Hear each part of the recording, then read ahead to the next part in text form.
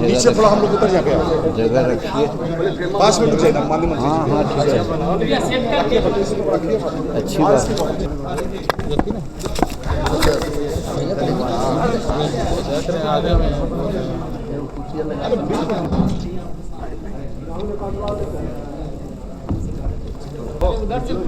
इधर लगाइए।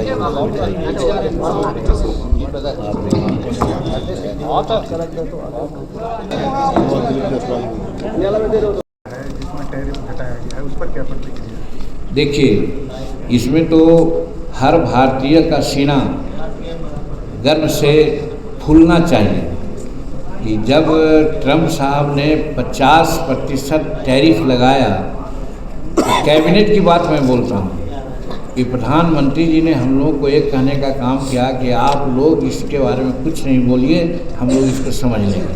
अब समझे कैसे कि चाहे इंग्लैंड हो, फ्रांस हो और करीब 12-13 देशों के साथ इनका ट्रेड डील हुआ, और हद हो गया कब, जब यूरोपीय संघ के लोग यहाँ आए और ट्रेड हुआ, एग्रीमेंट हुआ, तब अमेरिका समझ लिया कि अब भारत मानने वाला नहीं है। और वो ट्रेड के बाद भी हमारा निर्यात में किसी प्रकार की कोई कमी नहीं हुई थी। हमारे यहाँ महंगाई का जो हिसाब था वो भी नहीं बढ़ा, हम एकदम स्टैटिक रूप में चल रहे थे। तो अंत में ट्रंप को लगा होगा कि साहब अब हिंदुस्तान अपने बल पर आगे बढ़ेगा, तो वो झुक करके अब उन्होंने 18% टैरिफ पर काम किया है, जो हमारे लिए बहुत सुखद एहसास है और भारतीय इकोनॉमी के लिए बहुत अच्छा क्षण है। और राजनीतिक दृष्टिकोण से हम लोगों को नरेंद्र मोदी जी के ऊपर गर्व करना चाहिए। सर, केसी वेणुगोपाल कह रहे हैं कांग्रेस लीडर कि ये पीएम जो है पर्सनल इंटरेस्ट में ये डील किए हैं, ट्रेड डील जो हुआ है। क्या पर्सनल डील उनका हो, शायद समझ लीजिए उनका कोई बेटा है, कोई बेटी है, कोई परिवार है, किसी के लिए नहीं।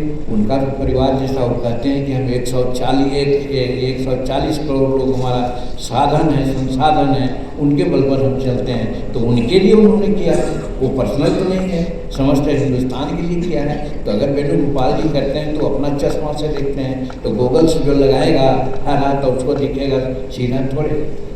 पप्पू यादव को गिरफ्तार किया गया है आधी रात में 31 बरस पुराने मामले में।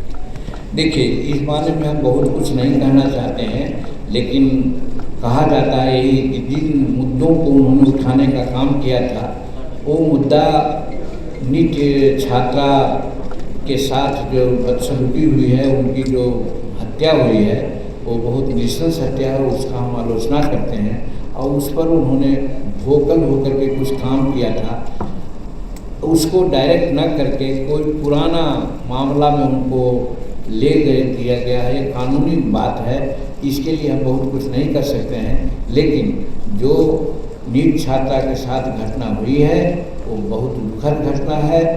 और हमारे होम मिनिस्टर जो हैं उन्होंने भी कहा है, सम्राट चौधरी जी ने, कि हम लोग सरसरी निगाह से उसको चाहे तो क्या कहते हैं, साधारण जो जांच का होता है, SIT होता है, उससे किया, CID से किया, CBI से कर रहे हैं। अगर और भी ज़रूरत होगी तो उससे भी हम करेंगे। हम चाहेंगे कि अगर किसी के पास साथ है तो दे, और जिस दिन वो साथ देता है 24 घंटा में उसको अपना जगह पर हम लोग ले जाएंगे।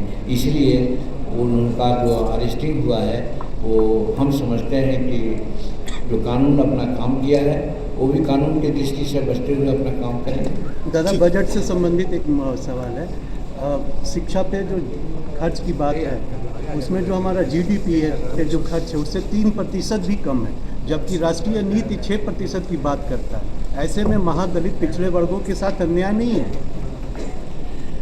हम पूरा समझ नहीं पाए, एक बार और कहें। जो खर्च GDP के खर्च के मुताबिक आंकड़े जो हमारे केंद्र सरकार के हैं शिक्षा पर, वो 3% से भी कम है। राष्ट्रीय शिक्षा नीति का कहना है कि 6% होना चाहिए। तो ऐसे में क्या हमारे जो पिछड़े और महादलित छात्र हैं उनके साथ अन्याय हुआ कि नहीं हुआ? देखिए, शिक्षा पर तो बात सही है कि विशेष जोर दिया जा रहा है, और बजट में हमारा ये कहाँ था, वो सभी पॉइंट वाइज था।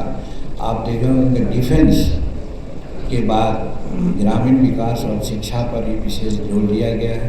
रही बात 3% और 6% की बात, जो भी शेड्यूल कास्ट शेड्यूल ट्राइब्स के लिए और पिछड़ा के लिए शिक्षा में सहयोग देने की बात होगी, उसमें भारत सरकार पीछे नहीं आने वाली है।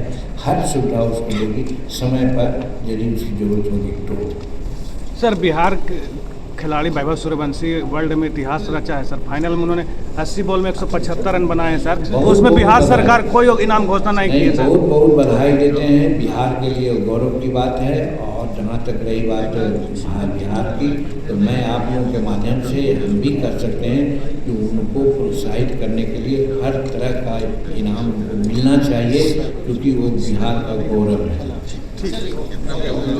ऐसा टेक्नोलॉजी सेंटर है कन्नौज में, उत्तर प्रदेश में, जहाँ सुगंध इत्र का मैन्युफैक्चरिंग होता है और संसार के लोग वहाँ से ले जाते हैं, आते हैं, उससे बहुत लाभ मिलता है भारत को।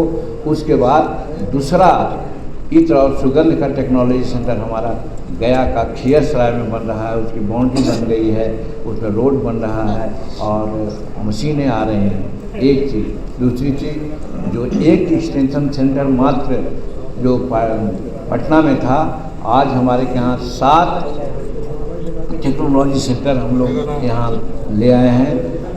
वहाँ बड़ी चर्चा होती है कि समूचे भारत में मात्र 16 या 17 टेक्नोलॉजी सेंटर हैं, उसमें 7 टेक्नोलॉजी सेंटर गए बिहार में ही जा रहा है, जिसमें राजगीर में है, पूर्णिया में है, भागलपुर में है, बक्सर में है, दरभंगा में है। इस तरह से मतलब सूक्ष्म और लघु उद्यम के चलते भी हम लोग काफ़ी बिहार को आगे बढ़ाने का काम कर रहे हैं। और तीसरी चीज़, जिस प्रकार से MSME में होता है कि छोटे छोटे एंटरप्रेन्योर्स को ट्रेनिंग देकर के आगे बढ़ाते हैं, तो उसमें शेड्यूल कास्ट शेड्यूल ट्राइब्स का भी योगदान होना चाहिए। उसके लिए हमारे विभाग में शेड्यूल कास्ट और शेड्यूल ट्राइब्स हब्स एक संस्था है, जो समूचे बिहार में नहीं था। सिर्फ भारत में सब मिलाकर के 15 हमारे schedule caste schedule tribes hub थे। 16वां आपका बिहार में और बोध गया यूनिवर्सिटी में ही उसको हम लोग स्थापित कराया है, वो काम हो रहा है। तीसरी चीज़, खाद KVIC जिसको कहते हैं, ग्रामीण उद्योग और कमीशन और खाद्य उद्योग, उसके तहत भी गया में ही एक एक्सपीरियंस सेंटर जो कम से कम 60-70 करोड़ के लागत से बनने वाला है। ज़मीन खोज रहे हैं, अभी ज़मीन लगता है 2-3 दिन में फाइनल कर देंगे, तो वो भी बन कर के प्रारूप है, तैयार है और यहाँ वो भी बनेगा। उसके अलावा बोध गया में एक वर्ल्ड क्लास शोरूम खास करके खादी का, उसका भी हम लोग करीब करीब बना लिया है। उसको जल्दी से ही उसको उद्घाटन करेंगे और जिससे कि यहाँ बाहर के जो आते हैं लोग, हमारे टूरिस्ट लोग, उनको लाभ मिलेगा। और खादी का जो आज प्रचार प्रसार हो रहा है, कल ही पटना में हम लोग खादी का एक प्रदर्शनी का उद्घाटन किया। उद्योग मंत्री बिहार के थे, रविशंकर बाबू भी थे और हम भी थे। वहाँ कम से कम 250 स्टॉल लगे हुए हैं और बिक्री काफ़ी हो रही है। गत साल गया में भी हुआ था, जिसमें 2 करोड़ 44 लाख का बिक्री हुई थी, जो बहुत अच्छी बिक्री मानी जाती है। तो उस प्रकार से हम लोग आदेश देकर के MSME को बिहार में खास करके और पूर्वोत्तर में जो माननीय प्रधानमंत्री जी का सपना है, उसको पूरा करने के लिए हम लोग आगे बढ़ रहे हैं। मूलतः यही बात थी, माननीय नरेंद्र मोदी जी ने रखा है और इस बजट के माध्यम से इसको आगे बढ़ाने की बात की है। इसके लिए हम बिहार के लोग जरूर उनको धन्यवाद देंगे, आभार व्यक्त करते हैं। और दूसरी बात कि 2047 का रूपरेखा के लिए आज से ही वो कार्य कर रहे हैं और बहुत एक्टिवली काम कर रहे हैं, इसके लिए भी उनको धन्यवाद देते हैं। और तीसरी बात जो मैंने कहा कि पहले बोफर्स कांड होता था, बोफर्स डील होता था, आज बोफर्स डील नहीं हो रहा है, आज यहाँ ट्रेड डील हो रहा है। ये भी हम लोग की विशेषता रही है। इसके आधार पर नरेंद्र मोदी जी संसार में अपना प्रभुत्व जमाए हैं, जिसका लाभ हमको मिलेगा। हम विकास में आगे बढ़ रहे हैं, सामाजिक सौहार्द बना करके महिलाओं का, दिव्यांगों का और सभी समाज के लोग आगे बढ़ करके एक संतुलित बजट के रूप में ये है। और हम MSME के माध्यम से भी बता देना चाहते हैं कि हमारे बिहार में टेक्नोलॉजी सेंटर नहीं था। एक एक्सटेंशन सेंटर पटना में था, पहले बिहार और झारखंड था।